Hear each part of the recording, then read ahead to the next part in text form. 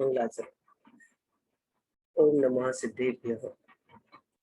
नमो अर्हन्ताणं, नमो सिद्धाणं, नमो आयर्याणं, नमो वज्रायाणं, नमो लोये सवसाहुणम्।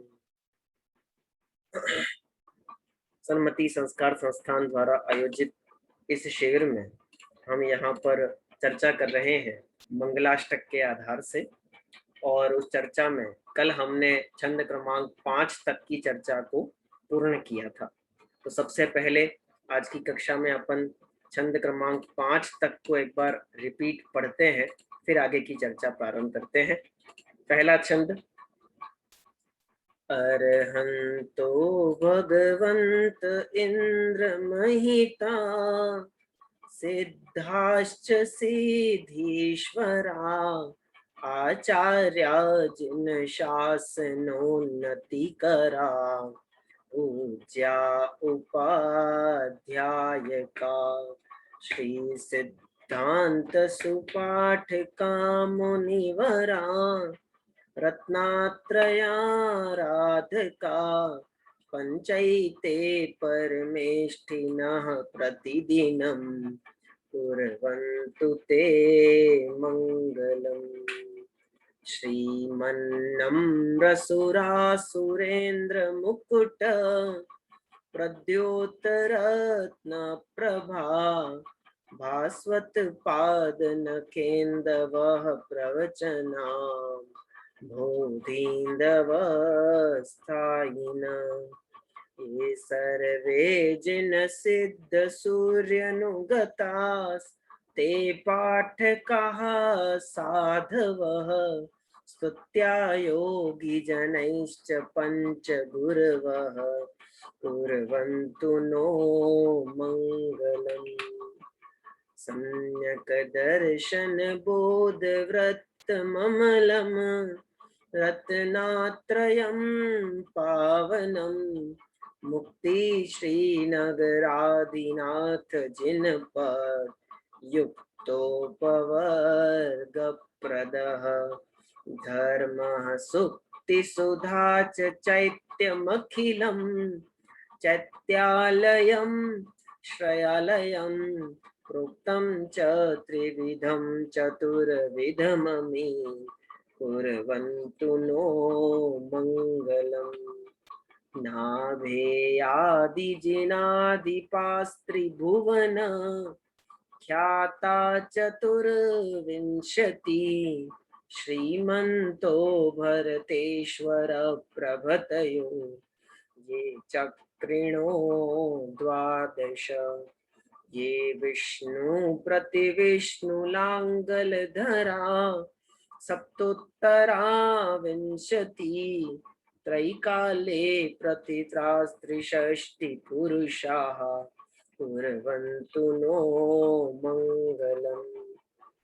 ये सर्वौषधहृदयसु तपसो, वृद्धिङ्गता पञ्चये, ये चाष्टांग महानिमित्त कुशला, ज्येष्ठाविधाश्चारणा, पंच ज्ञानधरास्त्रयोऽपि बलिनो, ये बुद्धिरेधीश्वरा,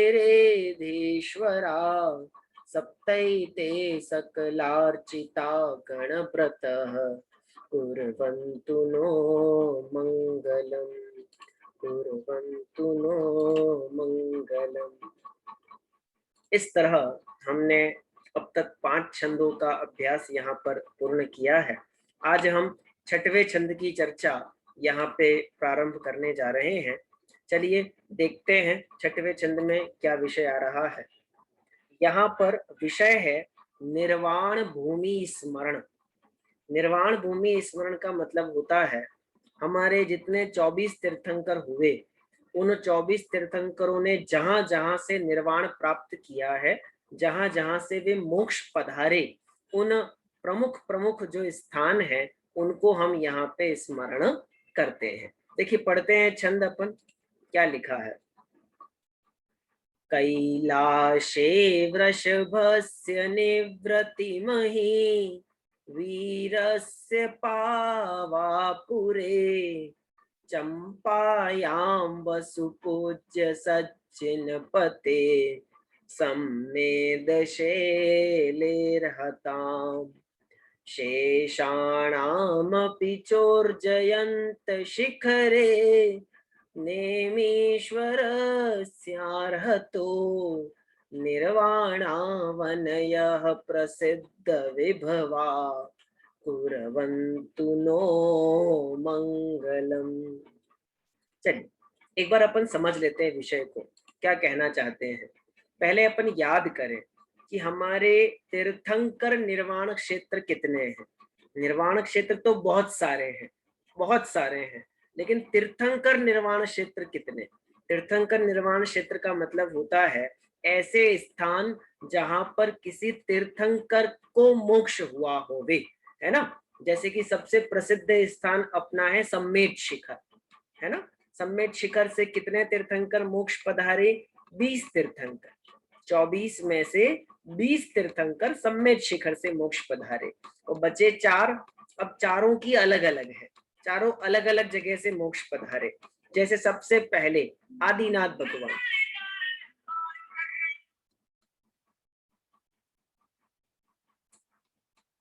सबसे पहले हैं आदिनाथ भगवान। आदिनाथ भगवान कहाँ से मोक्ष पधारे, तो उसका नाम है कैलाश पर्वत। कैलाश पर्वत, कभी कभी अब उसको हम अष्टापद के नाम से भी बुलाते हैं, है ना। आप निर्वाण कांड पढ़ेंगे ना तो वहां पहली लाइन में ऐसा ही आता है, अष्टापद आदिश्वर स्वामी, ऐसा करके। तो अष्टापद कहिए या कैलाश पर्वत कहिए, उसका एक ही बात है। तो आदिनाथ भगवान मोक्ष गए कैलाश पर्वत से, क्लियर है। अब उसके बाद में 2 नंबर से लगाकर 11 नंबर के तीर्थंकर तक सबके सब मोक्ष पधारे सम्मेद शिखर से, सबके सब। लेकिन 12वें नंबर के तीर्थंकर वासुपूज्य भगवान, वो मोक्ष पधारे चंपापुरी नगरी से। कौन सी नगरी से, चंपापुरी। अब चंपापुरी नगरी है ना, सारे सिद्ध क्षेत्रों में सबसे जबरदस्त नगरी है। गए हैं आप लोग दर्शन करने कभी चंपापुरी में? नहीं गए, कोई बात नहीं, जाना, बहुत अच्छी जगह है। चंपापुरी भागलपुर बिहार में आता है। तो चंपापुरी नगरी पता है आपको क्यों प्रसिद्ध है? क्योंकि वो एकमात्र ऐसी जगह है जहां एक तीर्थंकर के 5 कल्याणक हुए। कितने? 5। गर्भ से लगाकर निर्वाण पर्यंत पांचों कल्याणक वासुपूज्य भगवान के कहाँ हुए? चंपापुरी नगरी में, है ना। बहुत सुंदर मंदिर बना हुआ है और वहां पे चंपापुरी नगरी के समीप में एक पर्वत है जिसका नाम है मंदारगिरी। मंदारगिरी नाम का पर्वत है, वहां से वासुपूज्य भगवान का निर्वाण हुआ। ठीक है, तो हो गए हमारे पास 3। पहला नंबर अष्टापद यानी कैलाश पर्वत, दूसरा नंबर सम्मेद शिखर और तीसरा नंबर वासुपूज्य स्वामी का कौन सी? चंपापुरी नगरी। अब उसके बाद देखो 13वें नंबर के तीर्थंकर से लगाकर 20वें नंबर के तीर्थंकर तक 20, है ना, सबके सब सम्मेद शिखर से मोक्ष के। अब नंबर आया हमारे कौन से नंबर वाले? 21वें लगा लो, 22वें तीर्थंकर नेमिनाथ भगवान का। कौन सा तीर्थंकर? 22वें तीर्थंकर नेमिनाथ भगवान का। अब नेमिनाथ भगवान कहाँ से मोक्ष गए? ये सबसे अलग एरिया है, गुजरात में, है ना। एकमात्र तीर्थंकर है जो थोड़ा हट के मोक्ष पधारे गुजरात से। गुजरात में कहाँ से गए? गिरनार पर्वत, नाम सुना होगा ना सबने, गिरनार पर्वत से मोक्ष पधारे, है ना। अब इसके बाद 23वें तीर्थंकर पारसनाथ स्वामी का तो सबको पता ही है अच्छे से कि कहाँ से मोक्ष गए? सम्मेद शिखर से। सम्मेद शिखर में एक सबसे लास्ट में टोंक बनी है ना, पारसनाथ, सुवर्ण भद्रकूट, इस पारसनाथ भगवान वहां से मोक्ष पधारे। और अंतिम तीर्थंकर महावीर स्वामी कहाँ से मोक्ष पधारे?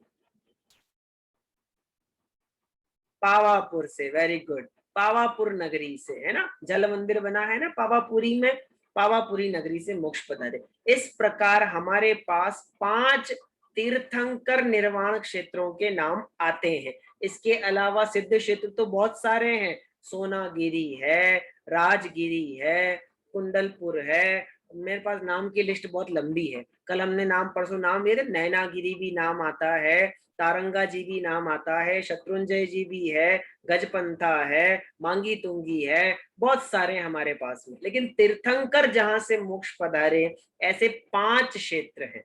ठीक है, तो इस छंद में उन 5 क्षेत्रों को हम यहाँ पर याद करते हैं। देखो कैसे याद करते हैं, एक एक करके।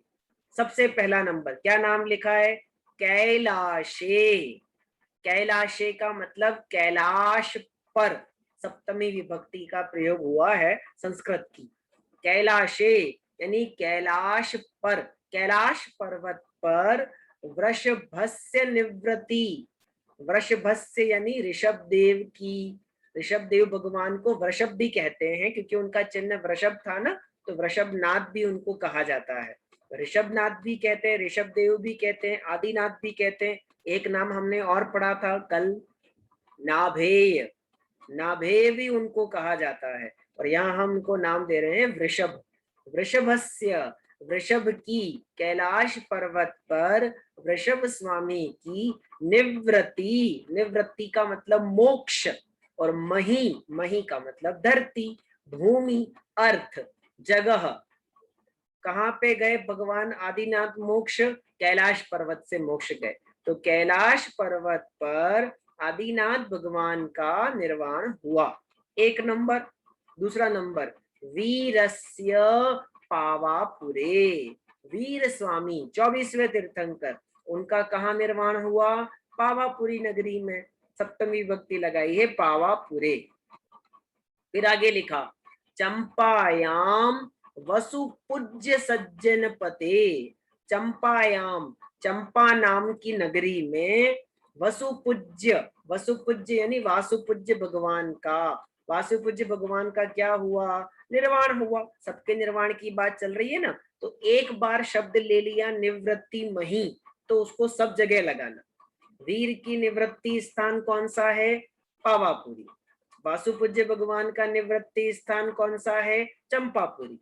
सज्जन पते, सत जिन पते, सत जिन पते का मतलब जो सम्यक पने से जिनेन्द्र पद को प्राप्त हुए हैं। सज्जन पति, जो जिनपति हैं, जिनराज हैं, आप्त हैं, सच्चे देव हैं, ऐसे।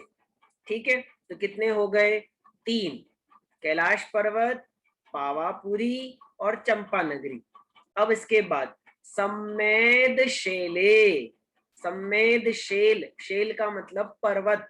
सम्मेद नाम का जो पर्वत है, वहां से कौन मोक्ष गया, तो लिखा अरहताम।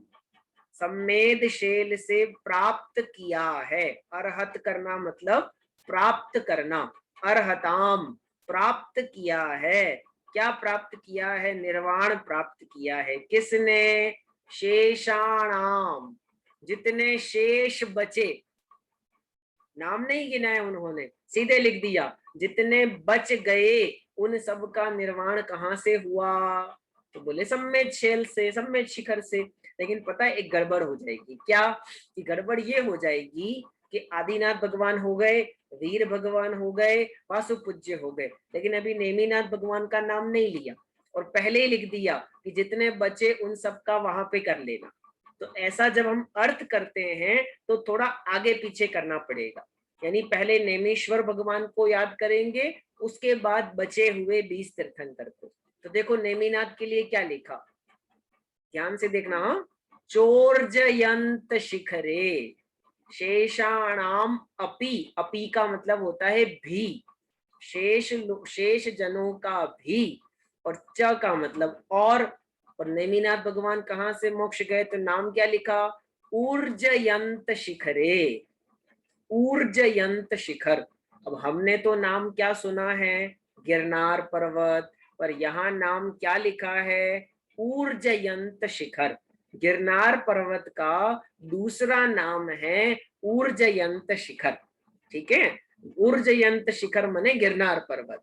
गिरनार पर्वत से नेमीश्वरस्य अर्हतो, नेमीश्वर जो अरहंत हुए, ऊपर वाला जो अरहताम है ना, उसका ये भी अर्थ निकल सकता है कि जितने शेष अरहंत हुए उन सबका निर्वाण सम्मेद शिखर से हुआ। इसी तरह नीचे से अर्थ निकलेगा नेमीश्वर अरहत का, नेमीश्वर अरहंत भगवान का निर्वाण कहाँ से हुआ? ऊर्जयंत शिखर से, यानी कि गिरनार पर्वत से।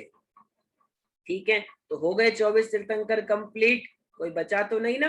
तो सबके लिए अंतिम में लिख दिया निर्वाणा वनयः प्रसिद्ध विभवा। निर्वाण वनयः, वनयः का मतलब निर्वाण भूमिया, निर्वाण क्षेत्र कैसे हैं? प्रसिद्ध विभवा, प्रसिद्ध वैभव वाले। जितने तीर्थंकर निर्वाण क्षेत्र हैं ये सौभाग्य संपदा देने वाले हैं, ये सभी हमारा मंगल करें। ठीक है, ऐसा यहाँ पर इस 6वें नंबर के छंद का अर्थ निकलता है। क्लियर है? समझ में आया आप लोगों को? देखो एक बहुत इंटरेस्टिंग फैक्ट मैं आपको बताता हूँ, शायद बहुत से लोगों को शायद पता भी हो सकता है, अच्छी बात है पता है तो।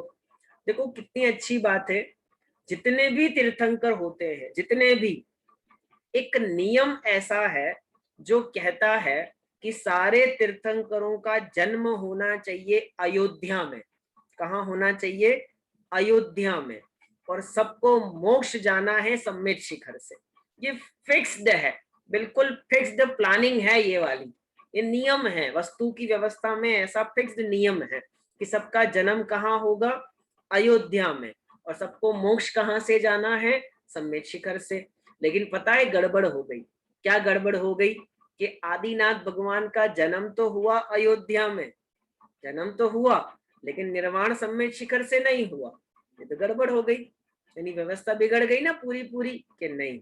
ये एक्चुअल में जो वर्तमान का काल चल रहा है ना, आप लोगों ने नाम सुना होगा शायद कभी, हुंडा अवसर्पिणी काल चल रहा है। सुना होगा ना बड़े लोगों ने, हुंडा अवसर्पिणी काल। अब ये क्या होता है इतना समझ लीजिए, ये एक ऐसा काल है जहां नहीं सोचे वाले काम भी हो जाते हैं। हम जिसको नहीं समझ पाते, ऐसा भी हो सकता है क्या? वो भी हो जाता है, ऐसा काम हो जाता है। जैसे एक दो एग्जांपल दे देता हूं मैं आपको। तीर्थंकर के कभी भी पुत्री का जन्म नहीं होता। तीर्थंकर के जब संतान होती है ना, तो उनको कभी पुत्री का जन्म नहीं होता। लेकिन देखो प्रथम तीर्थंकर आदिनाथ भगवान के दो दो पुत्रियों का जन्म हुआ, ब्राह्मी और सुंदरी का हुआ ना। कैसे हो गया? ये हुंडा अवसर्पिणी काल का प्रभाव है। और दे देता हूं चलो एक आध बात। तीर्थंकर जब मुनि बन जाते हैं, मुनि बन जाते हैं, तो उनके इतना पुण्य का उदय होता है पूरे जीवन भर कि उनको कभी भी आहारचर्या में बाधा उत्पन्न नहीं होती, कभी उनको आहार में बाधा नहीं आएगी। लेकिन देखो ऋषभदेव स्वामी 6 महीने तक आहार के लिए भ्रमण करते रहे, पर उनको आहार की विधि नहीं मिली, है ना। 6 महीने तक तो आहार लेने गए नहीं, और जब गए तो वापस 6 महीने और 13 दिन तक उनको आहार की विधि नहीं मिली। कितना लफड़ा है, ये कैसे हो गया? ये भी वापस हुंडा अवसर्पिणी काल का प्रभाव है। ऐसे ही और भी बहुत सारी बातें हमारे सामने आ सकती हैं, जैसे चक्रवर्ती का मान भंग हो जाना, तीर्थंकर का अन्य अन्य पदों का धारी हो जाना। 16वें तीर्थंकर, 17वें तीर्थंकर, 18वें तीर्थंकर 3-3 पद के धारी हुए। चक्रवर्ती, कामदेव, तीर्थंकर ऐसा होता नहीं है, पर इस बार ऐसा हो गया। चक्रवर्तियों का नरक में चले जाना, ये सब जो बातें हैं, ये हुंडा अवसर्पिणी काल का प्रभाव है। इसको मैं ऐसे बोल सकता हूं कि अयोध्या तीर्थंकरों की शाश्वत जन्मभूमि है, और सम्मेद शिखर ये तीर्थंकरों की शाश्वत निर्वाण भूमि है, फिक्स्ड। इसलिए हमें सबसे ज्यादा महिमा किसकी आती है? सम्मेद शिखर पर्वत की आती है। ठीक है, इस तरह ये निर्वाण क्षेत्र संबंधित जो छंद अभी हमने पढ़ा, इसका अर्थ मैंने यहाँ पे आपके सामने रखा। हाँ मुक्ति कुछ कहना चाह रहे? भैया तीर्थ ये भी कोई फिक्स रहता है कि यार तीर्थंकर वो चक्रवर्ती कभी नरक नहीं जाते? वो हाँ नहीं, मैंने, जब तीर्थंकर मुनि बनते हैं तब उनके ऊपर उपसर्ग नहीं होता। हाँ ये भी देखो बिल्कुल सही कहा, तीर्थंकरों पर उपसर्ग नहीं होता। इतना पुण्य का उदय, तीर्थंकर प्रकृति पुण्य उदय बांधा है उन्होंने, लेकिन देखो तीर्थंकरों पे उपसर्ग भी हो गया। पारसनाथ स्वामी पे उपसर्ग भी हो गया, कैसे हो गया? तो हम कहेंगे ये हुंडा अवसर्पिणी काल का प्रभाव था कि ऐसा होने लायक काम। और बता दूं, बड़ी खतरनाक बात है, पंचम काल में मोक्ष नहीं होता, लेकिन हो गया। जम्बू स्वामी मोक्ष चले गए पंचम काल में, कैसे चले गए? हुंडा अवसर्पिणी काल का प्रभाव था कि पंचम काल में भी जीवों को मोक्ष हो गया। अब नहीं हो रहा उस टाइम। हाँ जी, ये तो अच्छी बात है। अच्छी बात है, मैं भी कह रहा हूँ अच्छी बात है, लेकिन ये वस्तु की व्यवस्था नहीं है। व्यवस्था तो जो है वो वही है ना। चलो बहुत बढ़िया, अच्छा सोचा आपने, अच्छी बात है। चलिए आगे चलते हैं अपन। ये 5 नंबर का छंद हमने अभी भी पढ़ा, अब हम छठवें छंद की तरफ चलते हैं। छठवां छंद आपके सामने रख रहा हूं, देखिए।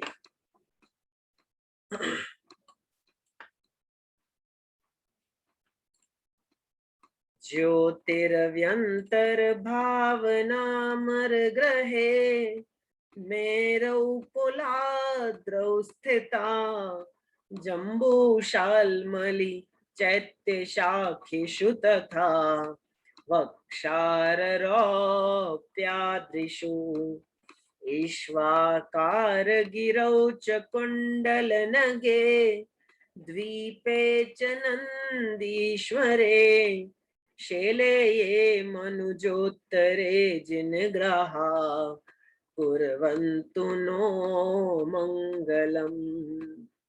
जैसा कि ऊपर लिखा हुआ है, इस छंद में अकृत्रिम चैत्यालयों का स्मरण किया गया। अब ये अकृत्रिम चैत्यालय क्या होते हैं, इसको अपन समझ लेते हैं, फिर छंद की तरफ चलते हैं। देखिए हमारे पास में जितने मंदिर हमको दिखाई देते हैं, चैत्य चैत्यालय, आवाज नहीं आ रही है?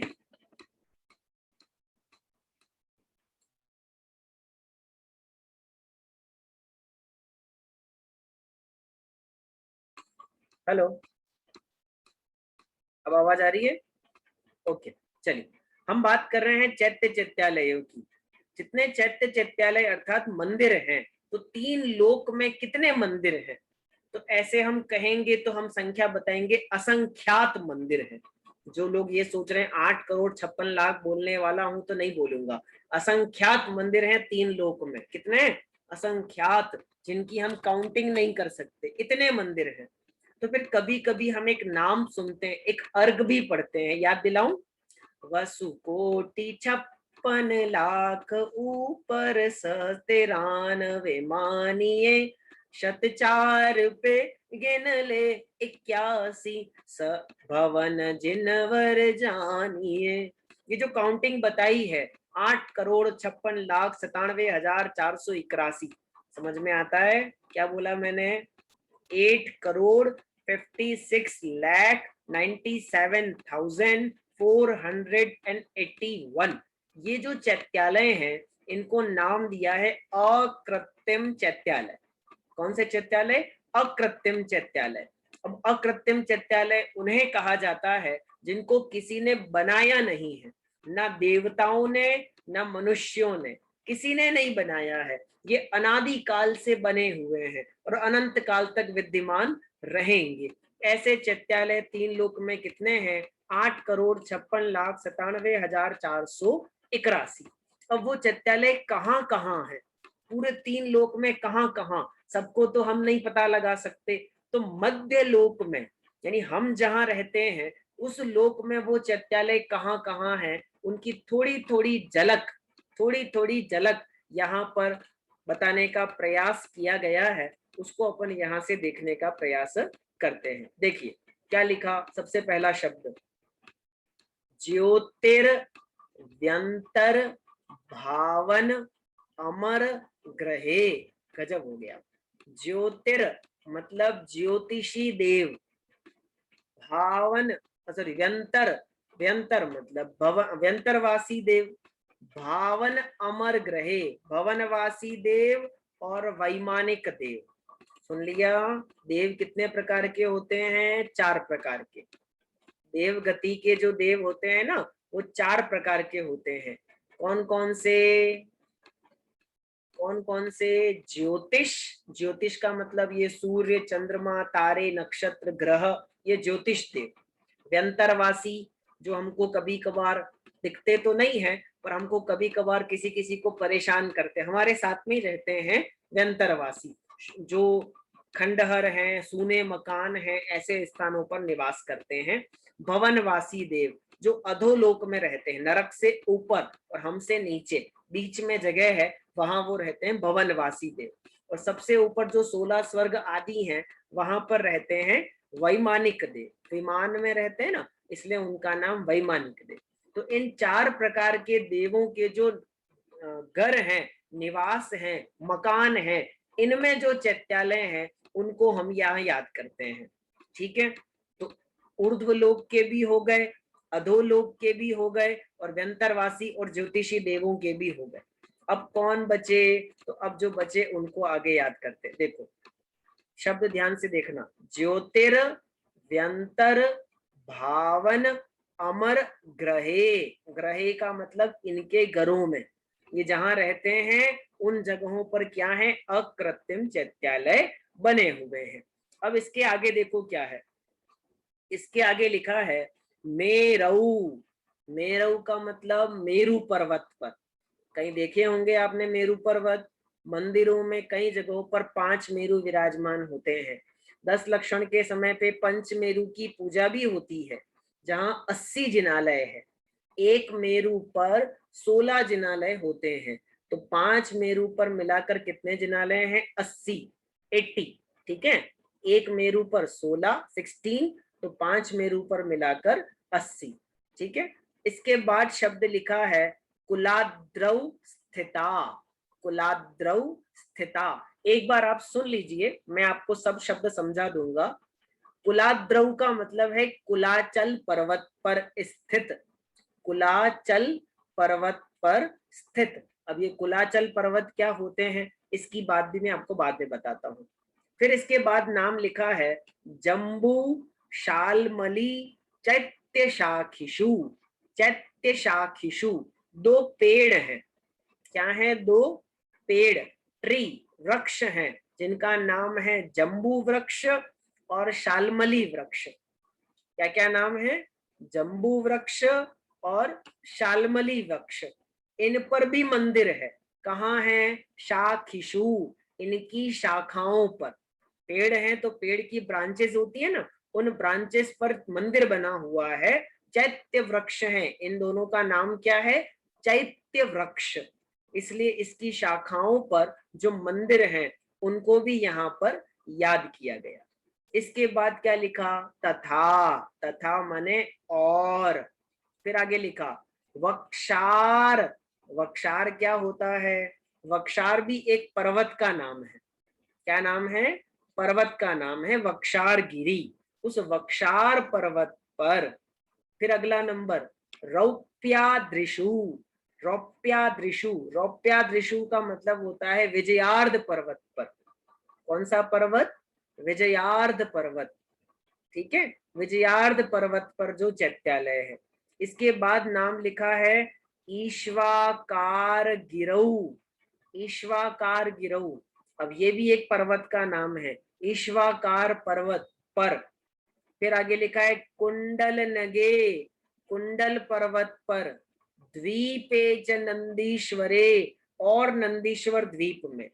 शैले, ये मनुजोत्तरे, और मनुजोत्तर यानी मानुषोत्तर। शैल यानी पर्वत पर जो जिन ग्रहा, जो जिन मंदिर हैं, वो सब हमारा मंगल करे। ठीक है, अब देखो मैंने पढ़ तो दिए सब शब्द, रिपीट भी कर देता हूँ। ज्योतिषी, व्यंतर, भवनवासी और वैमानिक, अमर, इनके घरों में, इनके भवनों में, निवास में। फिर अगला नंबर मेरऊ। मेरऊ यानी मेरू पर्वत पर। कुलाद्रऊ यानी कुलाचल पर्वत पर। स्थिता मतलब हैं, वहां पर बने हुए हैं। जम्बू शालमली, जम्बू और शालमली नाम के जो चैत्य वृक्ष हैं उनकी शाखाओं पर। तथा वक्षार पर्वत पर। रौप्याद्रिशु यानी मैंने बताया था विजयार्ध पर्वत पर। फिर ईश्वाकार गिरऊ, ईश्वाकार गिरव का मतलब ईश्वाकार नाम का जो पर्वत है वहां पर। फिर है कुंडल नगे, कुंडल नगे का मतलब कुंडल पर्वत पर।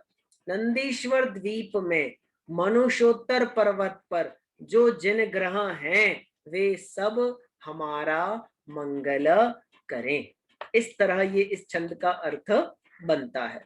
अब बहुत सारे आप लोगों के दिमाग में प्रश्न आ रहे होंगे, ये सारे शब्द जो मैंने कहे ये होते क्या हैं, कहाँ कहाँ होते हैं, ये ईश्वाकार पर्वत कहाँ होता है, मानुषोत्तर पर्वत कहाँ होता है, ये हमने नाम दिया कुंडल पर्वत कहाँ होता है, नंदीश्वर द्वीप तो चलो हमने थोड़ा बहुत नाम सुना है, 8 द्वीप नंदीश्वरम, पर उसके अलावा जो नाम मैंने लिए वो तो शायद बहुत कम हमारे सुनने में आते हैं, लेकिन सबकी चर्चा हमारे जिनागम में उपलब्ध है।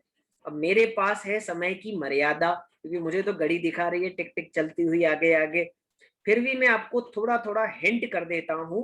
जो लोग विशेष जानने का इच्छा रखते हैं वे तत्वार्थ सूत्र और उनकी टीका ग्रंथों का अध्ययन अवश्य करें, वहां से आपको ये सारा वर्णन अवश्य में मिलेगा।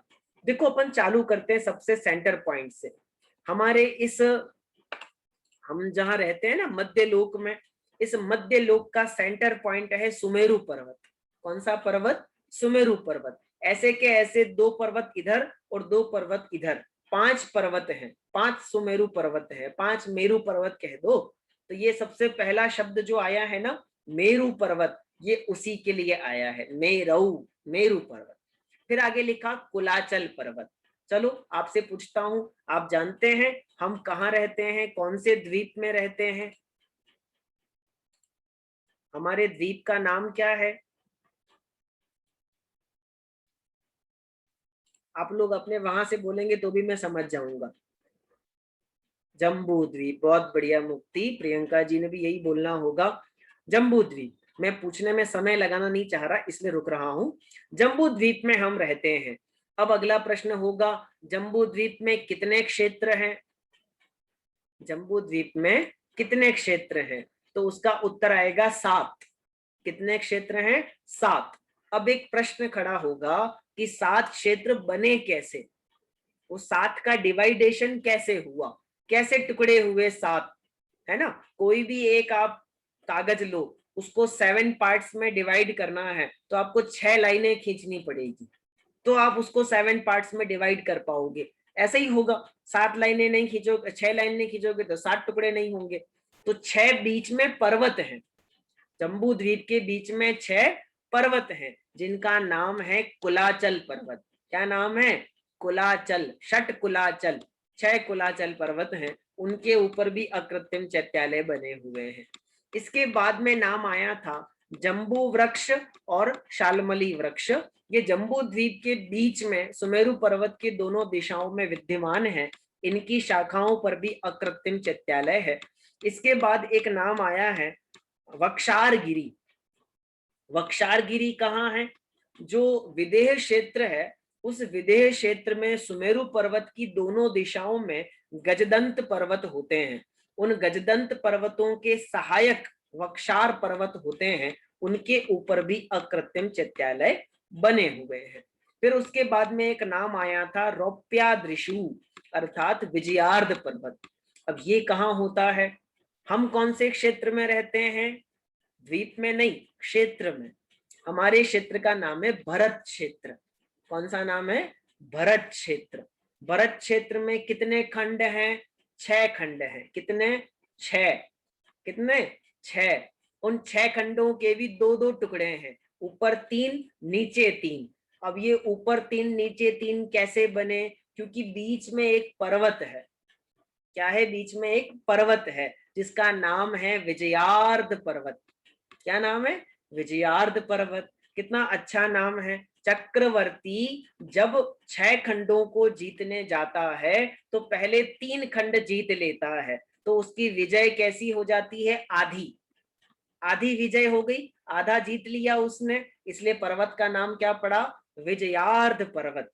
यहां तक आने पर चक्रवर्ती आधा हो जाता है, आधा काम हो गया उसका, विजयार्ध पर्वत। ठीक है। इस तरह ही ईश्वाकार पर्वत, ये थोड़ा सा कठिन है, ईश्वाकार पर्वत जम्बू द्वीप में नहीं है, ये मिलेगा आपको धातकी खंड द्वीप में और पुष्करार्ध द्वीप में।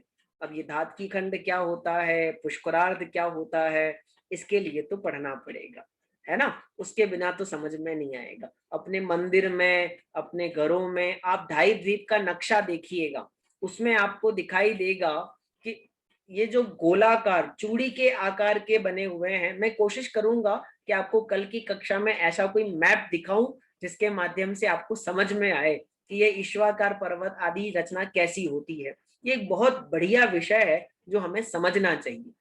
वहां पर जो रचना है उस रचना को डिवाइड करने के लिए ऊपर और नीचे एक एक ईश्वाकार पर्वत होता है। ईश्वाकार पर्वत कुल मिला के पूरे ढाई द्वीप में 4 ईश्वाकार पर्वत हैं, 2 धातकी खंड द्वीप में और 2 आगे वाले पुष्करार्ध द्वीप में। इसके बाद नाम आया है कुंडल पर्वत। ये कुंडल पर्वत जो है ना वो 13वें द्वीप के अंदर आता है, कुंडलवर द्वीप के अंदर आता है, वहां पे कुंडल पर्वत है। इसके बाद एक नाम आया है मानुषोत्तर पर्वत। ये मानुषोत्तर पर्वत कहाँ है, ये तो पता होना चाहिए सबको। पता है सबको मानुषोत्तर पर्वत कहाँ है? शांति विधान किया कभी आपने? लघु शांति विधान, नव देवता, उसके अंदर कितनी बढ़िया लाइन लिखी हुई है, ढाई द्वीप की अंतिम सीमा मानुषोत्तर पर्वत ख्यात, आगे गमन नहीं मनुजों का जिन आगम कथनी विख्यात।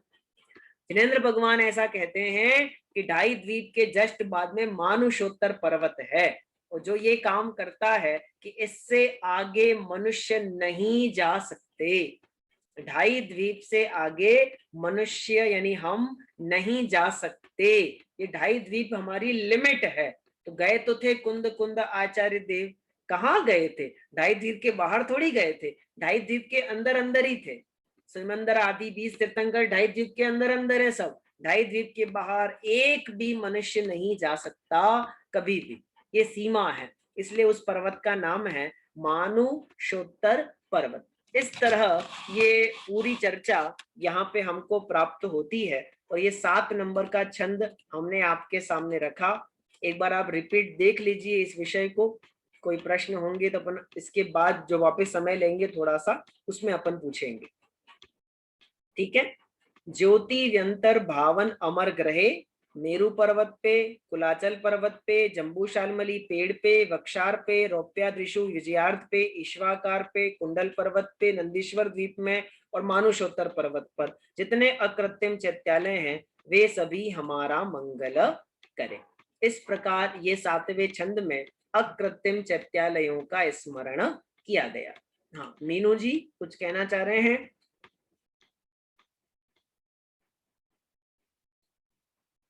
चलिए अब इसके बाद में एक छंद हमारे पास में और है 8वां, और उसके बाद में एक अंतिम मंगल भावना स्वरूप छंद है 9वां, ठीक है।